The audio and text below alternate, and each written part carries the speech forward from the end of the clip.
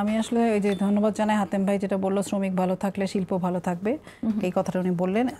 আমার কাছে মনে হয় যে আসলে মানে আমরা যদি মানে অন্তর্বর্তীকালীন সরকার যে গণঅভ্যুত্থান পরবর্তী সময়ে দায়িত্ব নিলেন, তারা কোনো রাজনৈতিক সরকার না, তারা একটা বিশেষ সংকটকালীন সময়ে দায়িত্ব নিয়েছেন এবং তাদের বিষয়ে আমাদেরও সমালোচনা আছে কিছু কিছু জায়গায়।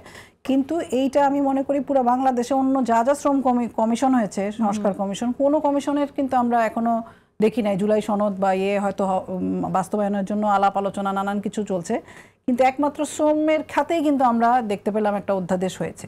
এবং যতক্ষণ পর্যন্ত মানে এইটা নতুন কোনো কিছু না হবে এটাই আইন, এবং সংসদে যাওয়া পর্যন্ত এটা আইন, ফলে এটা আমাদের করতে হবে। তার আগ পর্যন্ত হাতেম ভাই যেটা বলছেন ওনাদের প্রস্তাব বা ওনাদের আপত্তি বা যে 3টা পয়েন্টে বলছেন সেটা নিশ্চয়ই চলমান প্রক্রিয়ায় আলোচনা হবে, কিন্তু এখন যেটা অধ্যাদেশ সেটাই আইন, ফলে সেই আইন অনুযায়ী শ্রমিকরা 20 জন হলে সংগঠন করতে পারবে। আরেকটা জিনিস আমি একটু জাস্ট বলে শেষ করতে চাই, যেমন ধরেন আপনি বলছিলেন যে আদালতের কথা, আদালতের ক্ষেত্রে ধরেন আমাদের যে বার্ষিক প্রতিবেদন শ্রম মন্ত্রণালয় থেকে হয়, সেখানে যে 48,000 ইন্সপেকশনের করেছে, কিন্তু সেখানে দেখা গেছে যে মাত্র হয়তো 1400টা মামলা হয়েছে। এখানে যে আদালতে যে মামলা হচ্ছে না, এটা কেন হচ্ছে না, কি কারণে হচ্ছে না, এই পুরো সিস্টেমের জায়গাটা আমার মনে হয় আমাদেরকে বারবার সামনে আরও কাজ করতে হবে। আমার দীর্ঘদিন ধরে আমরা যেমন শ্রম কমিশনে আমরা কাজ করেছি, সেখানে আমাদের যে প্রধান সৈয়দ সুলতানুদ্দিন আহমেদ ছিলেন, সেখানে বিকেএমইর প্রেসিডেন্ট ছিলেন, সেখানে আইনজীবী একেএম নাসিম সহ আরও অনেকেই ছিলেন। সেখানে আমরা কিন্তু একসাথে অনেকগুলো প্রস্তাব দিয়েছি। এই বিষয়গুলো আমাদের মধ্যে বারবার আলাপ হয়েছে।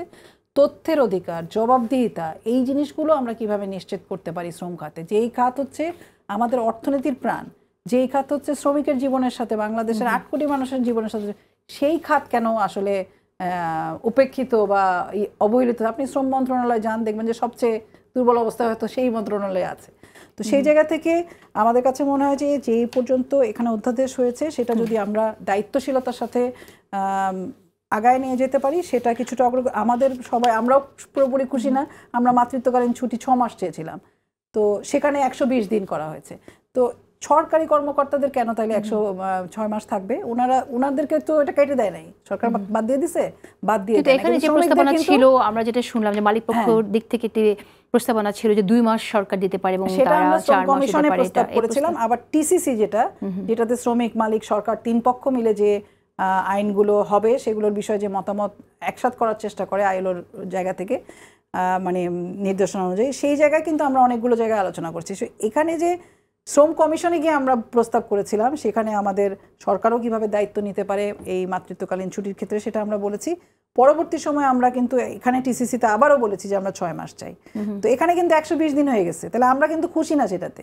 তো আমরা খুশি তখনই যখন সরকার যদি বলে যে এটা লাগবে না, তাহলে সরকারি কর্মকর্তাদের কেন হচ্ছে? আমি একটু ওভারঅল শুনতে চাচ্ছি যে অর্থনীতি যতটুকু হয়েছে সেটা নিয়ে আমাদের আগানো উচিত। আমাদের আপত্তি থাকবে, আমাদের দ্বিমত থাকবে, সেগুলো নিয়েও আমাদের কাজ করার সুযোগ আছে, কারণ একটা গণতান্ত্রিক রাষ্ট্রে সেই সুযোগ সবার থাকা উচিত। আর আমি যেটা দেখলাম, আসার আগে দেখলাম যে অক্টোবরে রপ্তানি আয় বেড়েছে 5.4%, এটা রপ্তানি উন্নয়ন ব্যুরোর তথ্য, আমার তথ্য না। এবং বৈদেশিক মুদ্রার রিজার্ভও বেড়েছে। এইগুলো আমার মনে হয় পজিটিভ। এবং যা বারবার আমরা দেখেছি, বিশেষ করে পোশাক খাতে, আমরা যখন কোভিডের সময় সমস্তগুলো কিন্তু খাত মানে একটা ধাক্কা খাচ্ছে, তখন আমরা দেখেছিলাম গার্মেন্টস খাত দাঁড়িয়ে আছে। আমি একটু এই বিষয়ে একটু শুনতে চাই। যুদ্ধ সেই সময় কিন্তু সবগুলা খাত ফল করছে, একমাত্র এই খাতটা। ফলে এই খাতটা আমাদের জন্য একটা গৌরবের বিষয় যে এটা একটা স্থিতিশীল খাতে পরিণত হচ্ছে। তো সেই জায়গা থেকে আমাদের ওনাদের কাছে আসা, সেই পুরনো ভাষায় আসলে আমরা সবকিছুকে নাকচ না করে, আমরা আগেও দেখতাম যেগুলো আমাদের ভালো লাগতো না সেগুলোকে আমরা ষড়যন্ত্র বলতাম, সেটা না বলে আমরা আশা করব এই নতুন বাংলাদেশে আমরা সবার কাছ থেকে নতুন ভাষায়, নতুন ভাবে আমরা আসলে বাংলাদেশকে পেতে চাই।